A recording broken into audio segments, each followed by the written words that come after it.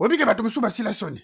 Donc bokanisa ba Congolais ba bazoba Union africaine etindi Eden Kodjo po bato balanda dialogue sur Kabila. Bino mo boyebi dialogue sur ngome makabila na glissement pour garder na pouvoir pour faire souffrir le peuple ndeti yonanga.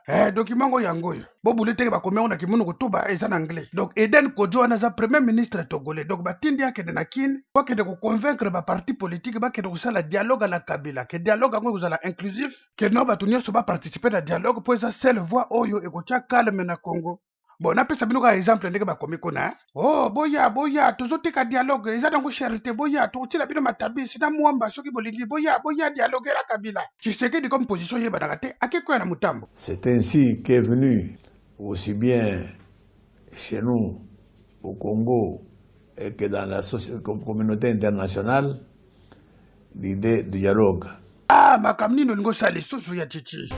Bolingo dialogue soit des abozongi sa peine à Congo, mais Congo ça na trouble te. Trouble bino mu bolingo ko trouble zo te pas Kabila. Sur les autres trouble côté na Congo, za likola Kabila, lingo tricha lingo longwa. Exactement Mukeba. Union africaine so balingi trouble côté na Congo te ba yande ba sa Kabila longwa.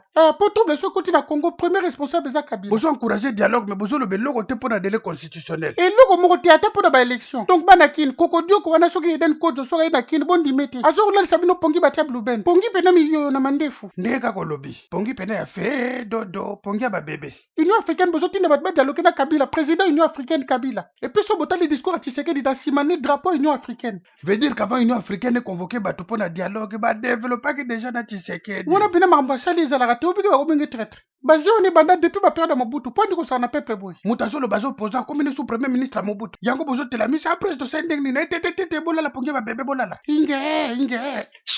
Fie choix ezate foka tobenga na Kabila. Ndenge zali. Tane to lande.